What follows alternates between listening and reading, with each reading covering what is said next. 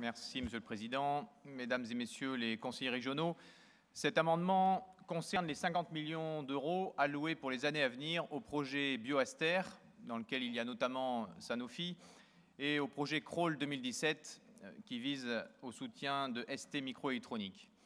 Nous vous proposons de moderniser les aides économiques aux grands groupes. Dans le dossier Crawl 2017, nous nous satisfaisions tous ensemble, en octobre, que l'Union européenne arrête la concurrence entre États européens et que l'Union européenne ait défini une stratégie industrielle pour la microélectronique, secteur stratégique et même géostratégique. Nous sommes attachés, comme vous l'êtes, à cette industrie, un attachement par les 8000 emplois directs et indirects de la microélectronique sur le bassin grenoblois, un attachement aussi par les 8000 emplois que cette activité induit sur le territoire, un attachement qui dépasse cela même. Nous le voyons encore en octobre, lorsque plus de 1000 personnes se sont déplacées lors des journées portes ouvertes organisées par la CCI. J'en profite d'ailleurs pour clarifier un petit point de vue scientifique. Les micros et les nanoélectroniques n'ont rien à voir avec les nanoparticules. J'ai l'impression parfois, en entendant certains conseillers régionaux, qu'ils confondent les deux. La nanoélectronique, c'est la miniaturisation de la microélectronique. Les nanoparticules posent d'autres questions, des questions sanitaires qui sont encore ouvertes aujourd'hui, et une question plus philosophique autour de l'amélioration technologique de l'être humain, qui nous pose à tous, évidemment, des questions. Ce que je dis ici sur Crawl 2017, je pourrais le dire également sur l'attachement du bassin lyonnais à l'industrie pharmaceutique. Là où nous voulons en venir, c'est que le soutien des collectivités territoriales doit passer par des contreparties. Nous ne pouvons pas verser de l'argent sans contrepartie.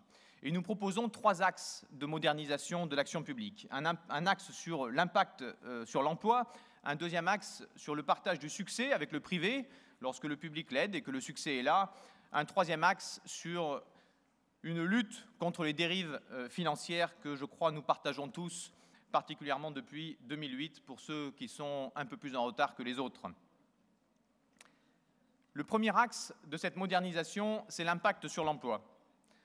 L'emploi pérenne d'utilité sociale et de minimisation de l'impact environnemental.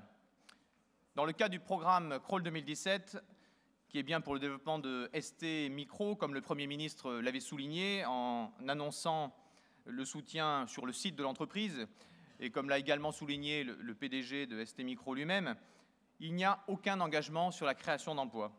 Monsieur Bozotti, le PDG d'ST Micro, a même franchement souligné dans la presse qu'il ne prenait pas d'engagement, car il n'avait pas tenu ses engagements de création d'emplois lors du soutien de plusieurs centaines de millions du plan Crawl 2012. Et si l'on parle uniquement de maintien dans l'emploi, les 1,1 milliard d'aides publiques représentent une aide de plus de 3 000 € par mois et par emploi existant pendant les 4 ans du projet. Vous avez bien entendu, 3 000 € par mois par emploi existant pendant les 4 ans du projet. Ça fait cher l'emploi, vous en conviendrez avec moi. Nous savons pourtant collectivement définir des contreparties. Je prendrai pour exemple les contreparties, Monsieur le Vice-président, que j'avais proposées pour le versement des 3,5 millions d'euros à la plateforme chimique du Pont-de-Claix, non-versement des dividendes, maintien de l'emploi notamment. Nous avons su le voter ensemble et nous avons su travailler ensemble sur ce dossier. Nous avons bien fait, car un plan de licenciement est en cours et le Conseil régional ne versera pas ces 3,5 millions. Modernisons l'action publique en conditionnant nos aides à des engagements en emploi. Le deuxième axe de modernisation, c'est qu'il devrait nous sembler naturel, lorsque les collectivités territoriales aident une grande entreprise privée, qu'elles partagent avec cette entreprise privée le succès lorsque le succès est là.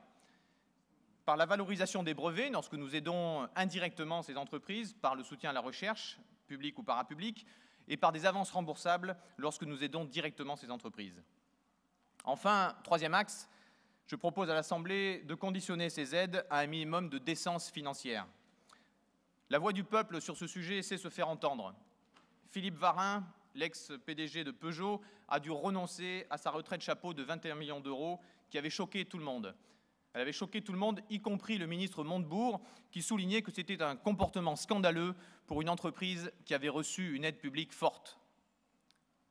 Le cas de ST Microélectronique est assez semblable.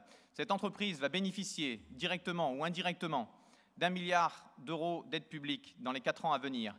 Elle a pourtant versé plus de 500 millions de dollars de dividendes, 500 millions de dollars de dividendes à ses actionnaires depuis 18 mois. Et pourtant, elle perd de l'argent. Perdre de l'argent, bénéficier d'une aide publique et pourtant verser des sommes colossales à ses actionnaires, c'est simplement inimaginable pour chacun d'entre nous.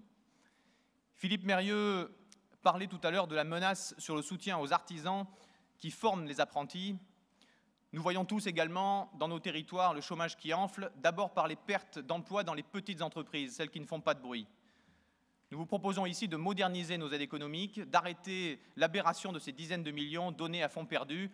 Et c'est pour cela que le groupe écologiste vous propose de retirer ces 25 millions d'euros d'engagement pour cette année et ces 50 au total, afin que ces dossiers repassent devant cette Assemblée et que nous puissions trouver ensemble, j'en suis sûr, les contreparties qui s'imposent. Je vous remercie. Monsieur Gagnère. Monsieur le Président, chers collègues,